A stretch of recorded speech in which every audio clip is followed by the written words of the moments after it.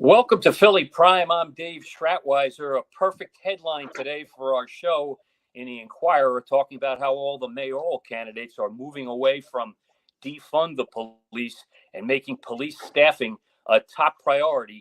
Nobody better to talk about that than the new boss of police recruitment and background checks, a familiar face to everybody, Captain John Walker. John, welcome to the show. Good afternoon, Dave. Nice meeting you, and thanks for having me on. Appreciate that. For those of you who don't know John, John is the captain who was in charge of the new shooting investigation group that got started last year. He's now been moved over to his current position. He was the former captain in the 15th District up in Northeast Philadelphia and the lieutenant in charge of Southwest Detectives for years, 30 plus years on the force, an expert at many things. So we had him on the show today to talk about this.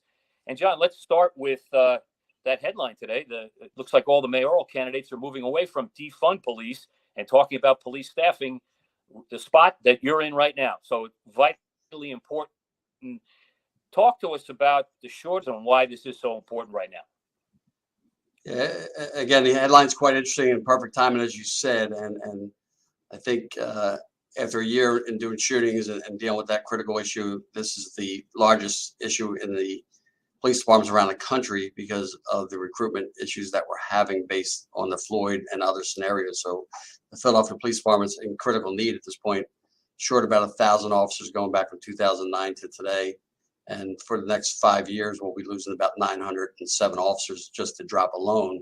That's not including the people that are just leaving their profession for multiple reasons at this point. And some of those reasons are not only they're looking for other opportunities, but we know this generation of Z and millennials are not going to stay in jobs for 30 years like I did, and they're probably going to move into 12, 13 jobs in their lifetime. So it's interesting now that, we went through these years of defunding police, and I don't think in Philadelphia, and again, I've been in the communities, the marginalized communities for a lot of years, working in these communities, and I never felt the pressure from the community that they wanted to fund their police department.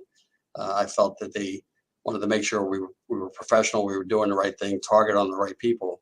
But in Philadelphia, I felt for 30 plus years of my career, whether it was South Street, whether it was Southwest Detectives, the 15th District, the 17th District, and the other places I worked at, the police department was always loved in the city, was always respected in the city. And again, we're just looking to change some of the things we do. Some of the things we did 20, 30 years ago, we can no longer do, and that's a good thing.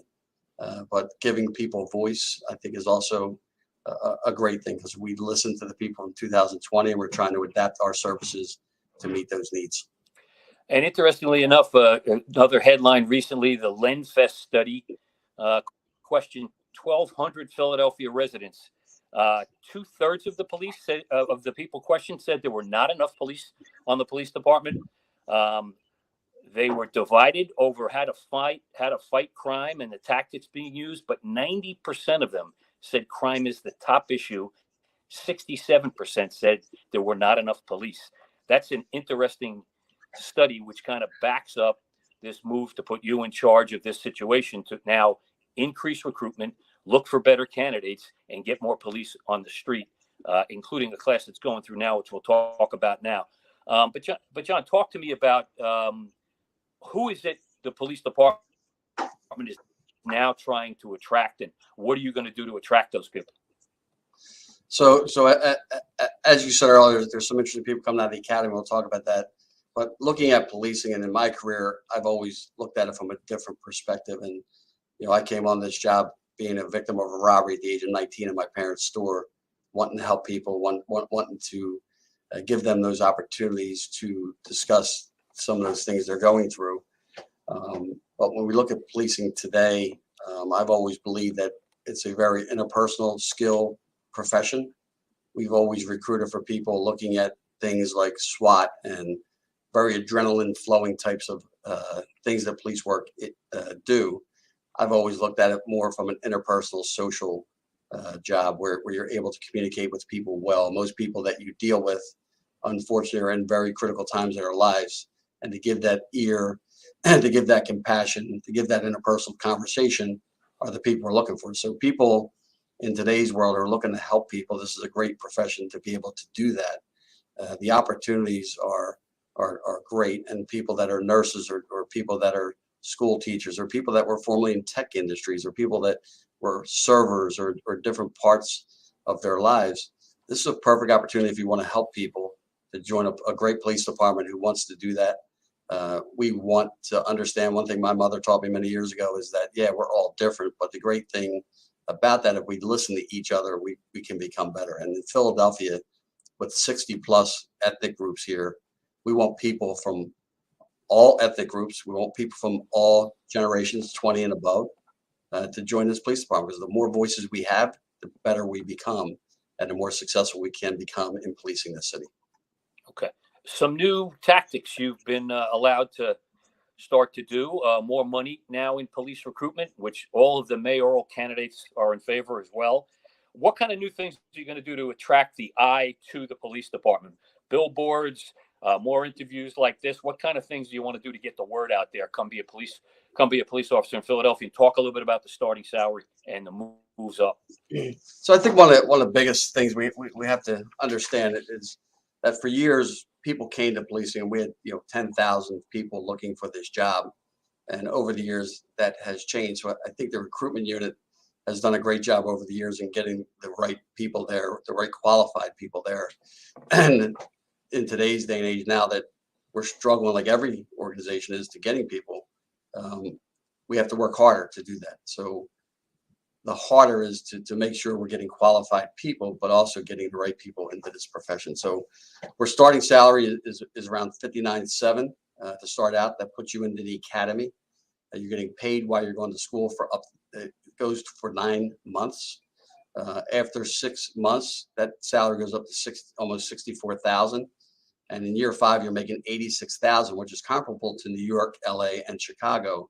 And in 2 of those 3, we're actually making more in those 3 large cities. So right, not including overtime. Am I correct, John? And that does not include overtime. Yeah. Yeah. And the overtime is always going to be available, and you can advance in that way and make more money. And I think the great thing about our department is the opportunity. In a large department like Philadelphia, we have 55 different work units. After 1 year, you could test up to be a detective. A lot of people want to be investigators, but after 1 year in patrol, you can take a test and test up to the investigative rank, or you can test up to a supervisory rank of corporal. Then that allows you to test up the organization to the rank of sergeant and the other 8 ranks we have, all the way up to the rank of police commissioner. So you have an opportunity to move pretty quickly. And again, if you're bored with one thing like patrol, you can go to our forensics building, you go to our highway patrol, you can go to our mounted unit, you can go to our canine unit. So those are the great things we have. We also have 4 weeks of paid parental leave. We have paid holiday vacation and sick leave, depending on how many years you have on a job. It can be as many as 40 days. We have a very comprehensive medical, dental, and optical bill, and we can thank nobody else but our law enforcement health benefits and John McNesby and his team at the FOP. We have probably the best medical coverage of any organization by far. Tuition reimbursement for those like myself who came on this job without a degree.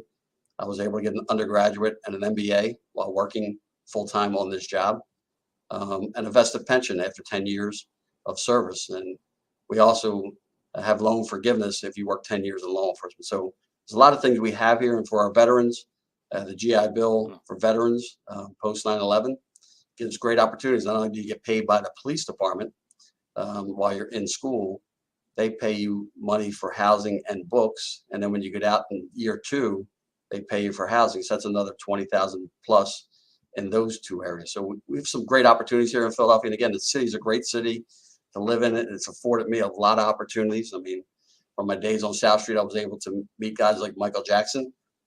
Spent some time with him when he came to South Street and got him back to his place. When the Pope was here, I was side by side with him.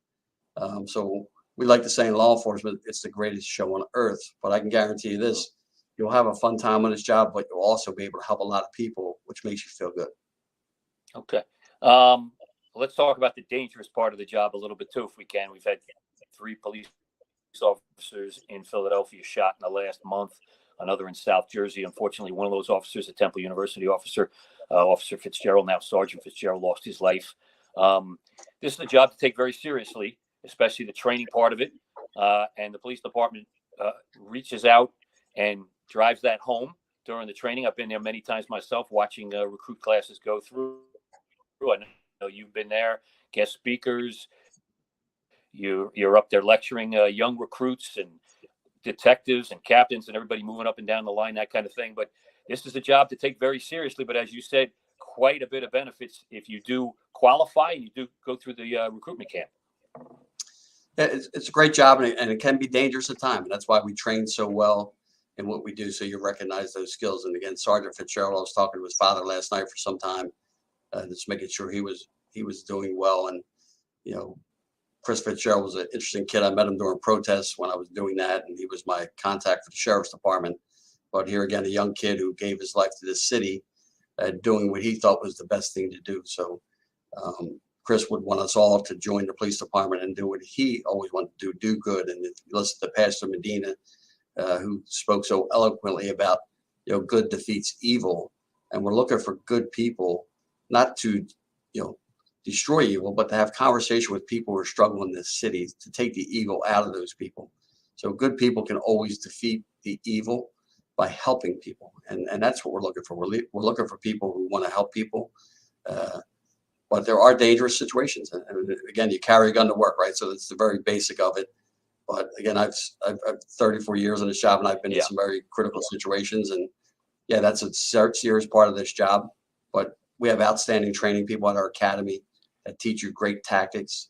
And why I talk about interpersonal skills so much is there's a lot of situations that are dangerous. You can get yourself out of with good interpersonal skills and with good thinking skills and good de-escalation skills. And that's why in policing we've changed. I mean, everybody sees with whether we're doing or Jersey State Police are now doing with our crisis intervention stuff. We have co-responder programs now where we're bringing people that are trained in that next to our police officers, and they're going to these calls that are some of the most dangerous calls when you're dealing with people in mental crisis. So there's a lot of opportunities out there to help. And yes, it is dangerous from time to time, and your family will be concerned. I still can recall in 1990 when I got the notice to attend the academy, and I still recall my mother crying and my dad saying, "Are you crazy? You don't need to do that." But I've had a wonderful career working a lot in gun violence, handled over 5,000 shootings in my career in Philadelphia. But I still feel the need that I can help somebody every day, especially when dealing with gun violence. I can help that victim, I can help the family, and I give them an opportunity to have hope, which is what we should all be thinking of.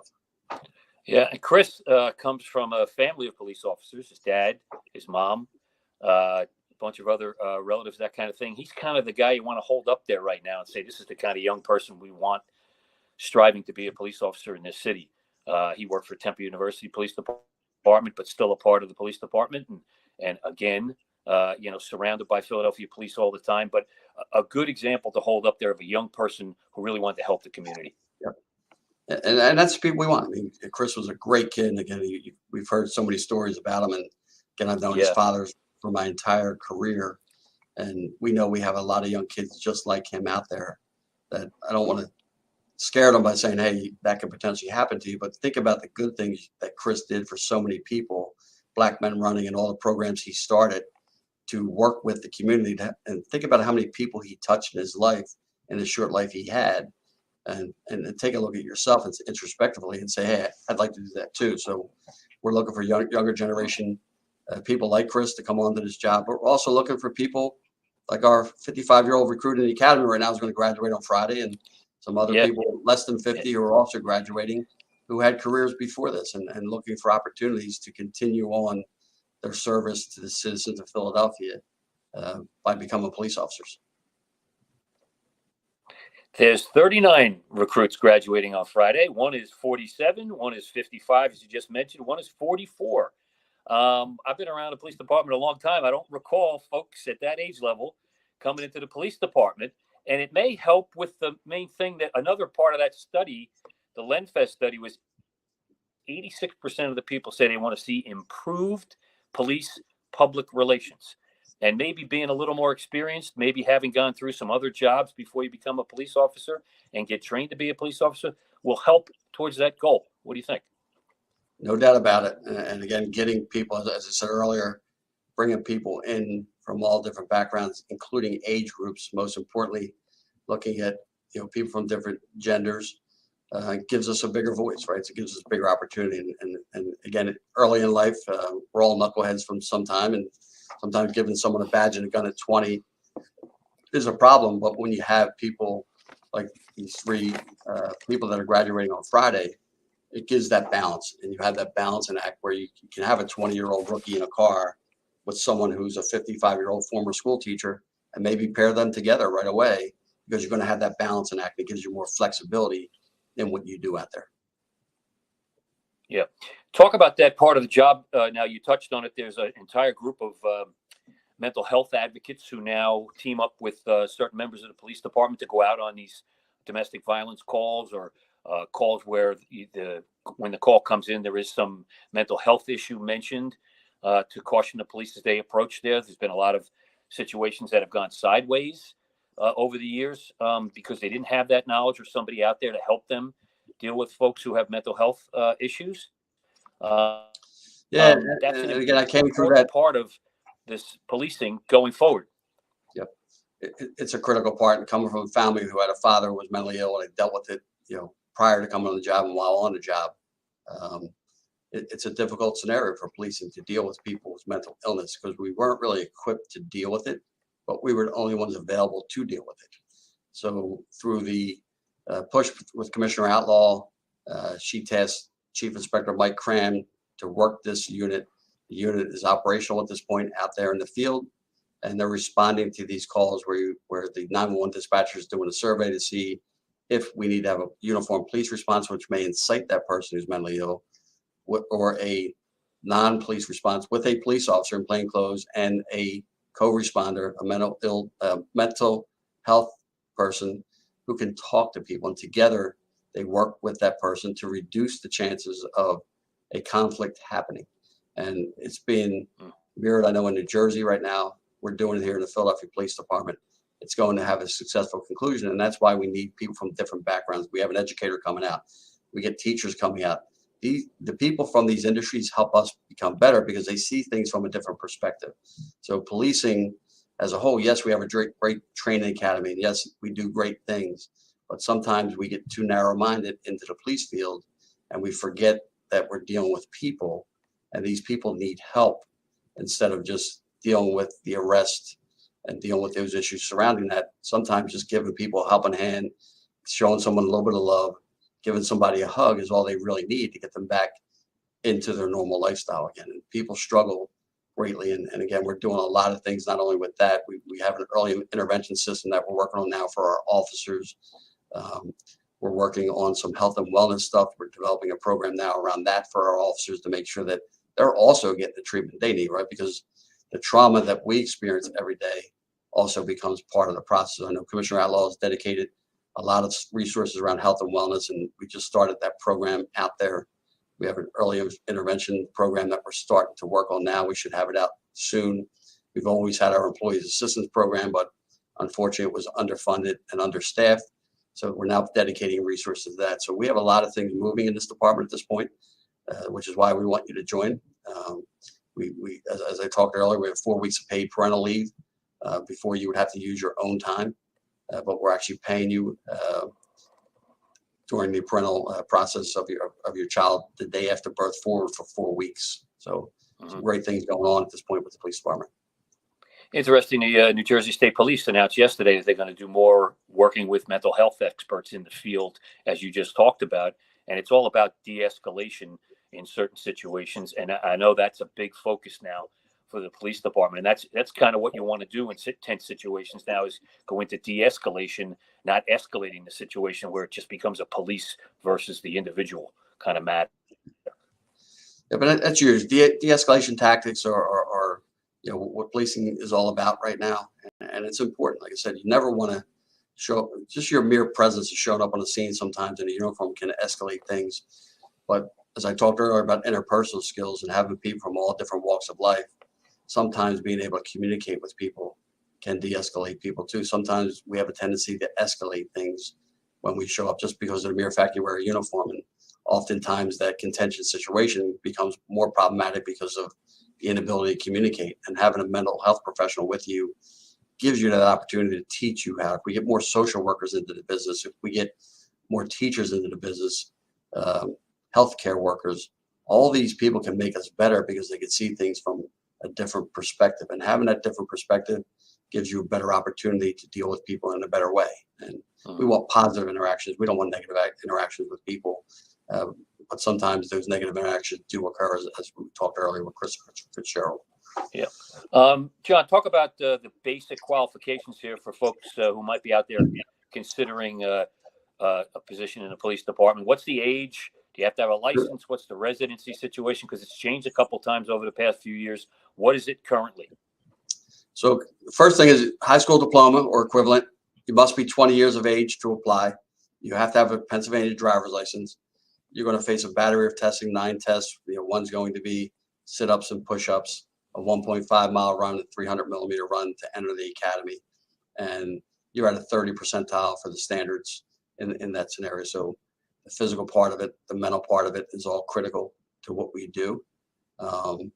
And most important is that we get people, again, who want to do this profession because of the right reasons. And we want people to come in here thinking you're going to help people and wanting to help people, rather than coming in here thinking you're going to arrest people or do other things. So we want positive interactions with people who are positive into policing.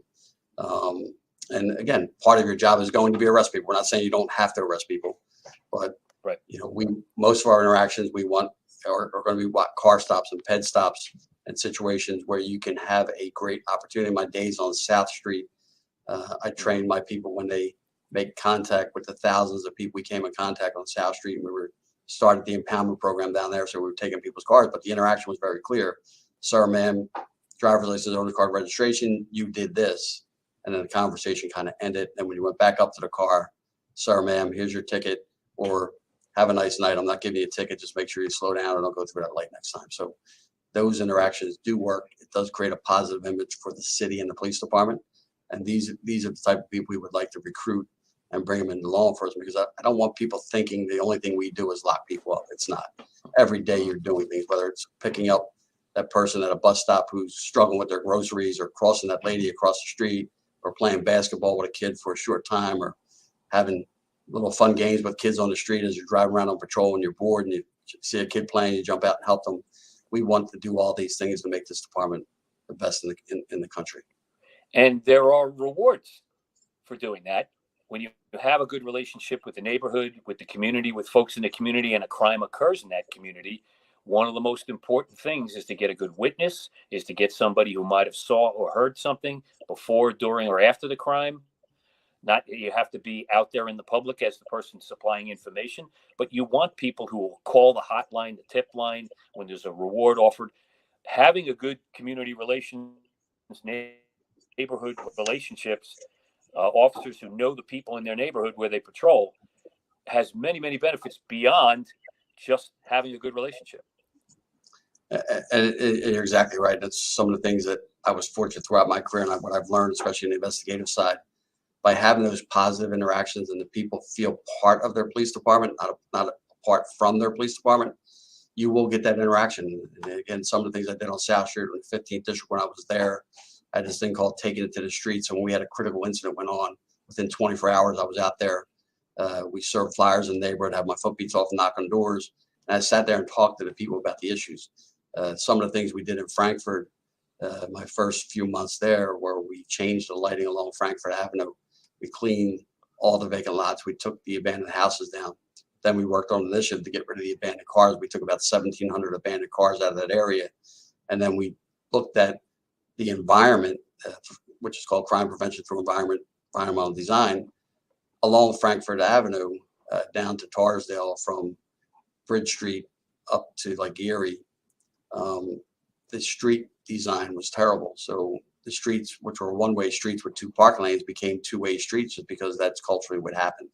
So I worked closely with the councilwoman, the state rep, the streets department, to redesign every street in Frankfurt. One of my last things I did there, to build out one-way streets again, to put signage up, to put crosswalks back in, and the crime plummeted. So there's a lot of things you could do, policing without police, I call it, that can improve your opportunities out there. And this is why when we talk about recruiting officers, it's not all about locking people up. It's about doing things like that. Look at our foot beats we have in Kensington now that are dealing with a horrific situation, but they're out there trying to help that population and trying to do the things they need to do to improve that community. So there's a lot of things we could do in the helping stage of policing that a lot of people want to do, especially our Generation Zers and our millennials. This is a perfect profession where every day, most importantly, it's different. Every day you go to work, it's different. But every day I go to work hoping to help one person become better. And I've done that throughout my 34 years. And I think if you understand that's what policing is about, please join our police department at joinphillypd.com. And I got to tell you, as a reporter in Philadelphia for 36 years, that was kind of my goal every day when I went to work, to try and improve the community, to try and get news out there that people valued and wanted to know about, tried to give them help towards improving their neighborhoods and shine the light on programs that improve neighborhoods, that kind of thing. And that's kind of the way the police department's going now. And it sounds like that's a good thing that John Walker brings to the job that he's in right now. Another good thing is the mayor has an $800 million budget for Philadelphia's police department. He's pledging $55 million more to the department, and some of that money is going to come to the recruitment of police officers. And as I just said at the beginning of the show here, all the mayoral candidates seem to be on board with making police staffing a priority. So you have to be kind of buoyed by that, John, coming into a new job, that there's at least going to be the resources there to try and do it better. It's always good coming in. The last job I was in, again, not having the resources, we had to be very resourceful. But I'm proud of that team at SIG who did some great work with the lack of resources by utilizing the technology and leveraging technology for better outcomes. And the same thing we're looking to do here. We're going to, start doing some more marketing, some marketing campaigns, some billboard campaigns. We're also looking at the process, right? So the process to hire a police officer is very lengthy. So one of the things we're trying to process out is trying to get that down from a time frame from as long as 6 months down to maybe 30 days. So we're working with the entire process at this point, looking at ways to improve that. We're not going to reduce our qualifications, but we are going to look at processes that go on to try to improve the hiring process to get more people on the job faster to fill these gaps that we currently have going forward. So it's a great opportunity when you have money behind you. I mean, oftentimes in my 34-year career, we call it doing it with a rubber band and a popsicle stick, right? When you have money behind you now and you have the support, you have the will, it makes it a little bit easier to move these processes forward. And again, as I said earlier, it was nothing that we're doing wrong in recruitment. It's just that there wasn't a lot of attention toward it because we kind of had a marketplace of people that were coming to us. Now that we have to work toward it, we just have to work toward a better process to get people onboarded faster and get the right people. Because again, we know we have a lot of people out there who want to join the police department. Some people are apprehensive, but I can tell you, as a 34-year veteran of this police department, that we've lost no love in this city from day one I've been on this job. I don't feel any less love today than I did 34 years ago, even during the time I was doing the Floyd protest and walking in certain businesses. People were still telling you thank you for your service, and I still get that every day I walk the streets of Philadelphia. So I can tell you that you will be loved in this police department. You will be respected, and you will be treated well. Again, all our benefits are great. I think the salary is great. It'll give you an opportunity to live a good life and a lifestyle. Your family will be proud of you. We'll be proud of you, and we'll embrace you. And we want everybody to understand you're all welcome in this police department. And we need your voice because we got to turn this city around and make it the best city again, like it was years ago. This used to be a fun, vibrant city. Unfortunately, COVID has created a lot of problems for us, but we want to bring this city back into what it was many years ago, where you were having street festivals, you were having people around, people were in the buildings, people were going out to our bars and restaurants and create the energy again, instead of this fear conversation that's out there right now. And talking to both of our friend Kevin Bethel, we talk often. Being in his new role, had him on the show a couple of weeks ago. He often talks about the fact of going into his new assignment over the school district, that his biggest struggle is, the things we talk about in law enforcement is crime and the fear of crime. And fear of crime to us never really meant anything, because we didn't understand it, but now he's there working with school administrators and teachers and kids who go to work and go to school every day with fear. And we have to push that back down. The only way we can do that is by working together. It's all about solutions. We can all point. I've never been a finger pointer in my career. I'm about solutions and listening. If we listen to each other, the solution will come out. If we allow people to talk through catharsis, you will find the solution. You'll find the answer. But sometimes we just don't listen enough. And I think by listening, we can be more successful. And by working together, regardless of our positions and interests, everybody has a different position, different interests. We're not going to win if everybody's not at the table. We can all sit here and point fingers, but there's very complex problems in this city. We all know the poverty rate's around 24%. So one in every four people live in poverty. And that's been a systemic problem in the city for years and all my years of doing gun violence. But we have to look at that from a different perspective, that there's barriers that have created problems over the years.